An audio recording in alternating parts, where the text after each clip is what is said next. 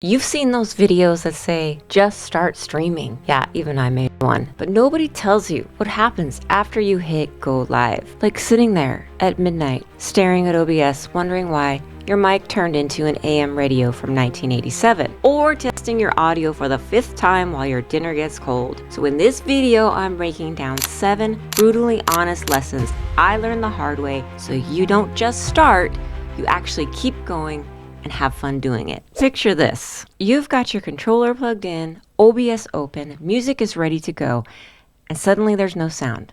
You check the cables, you check the settings, you blow on the USB port like it's a Nintendo cartridge. Still nothing. And that moment is totally normal. Streaming isn't plug and play. It's plug, curse, unplug, search YouTube, plug again, cry a little, then go live. It's more like learning to ride a bike. If your bike was on fire, you were blindfolded and someone kept swapping out the wheels for square ones. You're gonna wobble, fall over, maybe even crash a few times before you get rolling smoothly. That's not a sign you're failing, it's proof you're actually doing it right. So here's what you need to know. Forget perfection. Your first stream isn't meant to be flawless, it's meant to happen. Fix one thing per stream. If your audio sucked the last time, fix just that. Don't overhaul the whole setup. Streaming is learn as you go. If your first stream is a train wreck, congrats. You're officially a streamer. Now let's kill the $10,000 studio myth that keeps people stuck. So you don't need fancy gear to start. If you wait for perfect gear, you'll never start and you'll never grow. I can see you right now scrolling through Twitch and seeing 4 camera angles, fog machines, lasers, maybe even a disco ball. And you're sitting there with a janky folding table, a controller, and your kid's old ring light. And you think, why even bother? And I need you to pause. That setup that you're drooling over, that is version 47 or maybe 68. What you're looking at is the after. Your only job is to start with version 1. Here's what my version 1 looked like. My phone duct taped to a mic stand, one scene, no overlays. People still showed up. Not because it looked slick, but because they felt sorry for me. I'm kidding. They showed up because it was real, and somehow they came back. Well, not all of them. I'll forget it. You know what I'm saying. So here's what works. First, use your phone as a camera if that lowers the barrier to just starting. Next, good lighting is greater than fancy cameras. Get in front of a window or use a light. And last, declutter your visuals. 1 clean camera angle is better than 3 that show all of the crap on your desk. Waiting for perfect gear before you go live is like waiting until you're already fit to join the gym. You don't get strong by standing outside. You get strong by showing up, sweating, and doing the shake weight. Your version 1 is your warm-up set, not your final form. And now let's talk about what really messes with your stream. It's not your gear, it's that little voice in your head asking, what if nobody watches?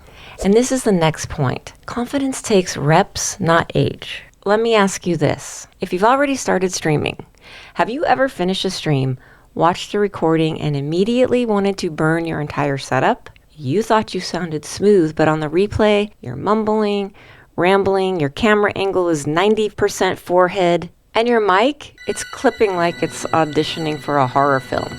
Welcome to your first 10 streams. That cringy feeling is totally normal. It doesn't mean you're bad, it means you're learning. And here's what they don't tell you. Confidence on camera is really about reps. It's going live, messing up, fixing it, and going again. You don't wait to feel ready, you build readiness by doing it scared. Growing confidence is like planting seeds. At first, it just looks like dirt and hope. But with every stream, every bit of sunlight and water, you start to see something real take root. The cringe is just part of the growing season. So here's what works. Watch your recordings like game tape. Don't just cringe, study. What can you tighten? Where did you shine? Pick one thing to improve each week. Maybe mic presence, eye contact, energy. Do mic check warm-ups. Literally talk into your mic before going live. Set the tone before the stream even starts. And if you're watching this like, okay, LaVonda, I want to do this, but I need help putting it all together, I got something for you. I'm running a DJ live stream bootcamp that walks you through everything from setup to stream strategy, to confidence on camera. You'll get coaching, accountability, and actual feedback with other DJs who are either just starting or who need a stream reset. And if that sounds good to you, join the waitlist. The link is in the description. Okay, so even once you start feeling confident, you'll realize being good on stream isn't about DJing at all. It's about connecting. So let's talk about the one skill no one talks about, but every successful streamer masters. Here's something they don't tell you when you sign up for the DJ program on Twitch. Well, besides all the money you're gonna lose. Streaming isn't just about mixing and song selection. It's about connection. You could play the dopest set of your life and still crickets in the chat. Meanwhile, another DJ barely knows what they're doing, but they're on the mic, they're chatting it up, they're cracking jokes, shouting people out, and boom! Instant energy, comments, emotes, subs flying. Why? Because they're engaging, not just mixing. So here's the shift. When you're streaming, you're not just the DJ. You're the host and the hype person. You're the vibe. It's not about being a radio announcer or a Twitch clown. I'm funny how? I mean funny like I'm a clown, I amuse you, I make you laugh, I'm here to fucking amuse you. It's about making people feel like they're part of something. Say hi when folks enter, read usernames out loud, react to the chat, let them in. So here's what works. First, create rituals or a signature welcome back line or a question of the day. Next, talk between transitions. It doesn't have to be deep, just this next one takes me back to. And lastly, use your face. Smile, nod, move. Let your energy translate through the screen. DJing on stream is like hosting a dinner party. The music sets the tone, but the magic, it happens in the conversation. And let me tell you, my chat has some interesting conversations. I have learned so much from them. But even if you do everything right, your gear is working, you're vibing on cam, the chat's popping, there's one thing that'll creep in like clockwork, and no one warned me about it. See, at some point, you're gonna look at a 20-year-old on Twitch with 400 viewers, a full-on club setup, hundreds of subscribers, and think, I started DJing before you were born, and I'm over here struggling to switch scenes with 6 viewers. And it can mess with your head. You start questioning your skills, your setup, and your entire existence. All right, I'm being dramatic. They're not your competition. They're not even in your lane. So here's the reframe. Other streamers, maybe younger streamers, show up with fresh energy and creative flair and a natural feel for what's current. But you show up with story, skill, and decades of musical instinct that never goes out of style. It's not a competition. What you bring is different. Plus, there are over 240 million active monthly users on Twitch, and many of them are your demographic. They are your people. You just have to find them. So here's what works. First, lean into what makes you different. Maybe that's genre depth, storytelling, lived experience. Next, play the long game. Prioritize community over clout. And last, be the stream you wished existed. And that's how you'll attract your tribe. You're not racing the 20-year-olds. You're building your own lane, brick by brick and track by track. Comparison is just noise. Remember the saying, compare and despair. Now, even when you do stay in your lane, there's one obstacle every streamer has to face, and it's not technical. Here's what no one prepares you for. It's not OBS that takes you out. It's Tuesday night. You're tired from work. Your kid needs help with their homework. Your partner wants to catch up. And your stream, it feels like the easiest thing to cancel. And that's the real challenge. Not figuring out the tech, but figuring out how to keep showing up.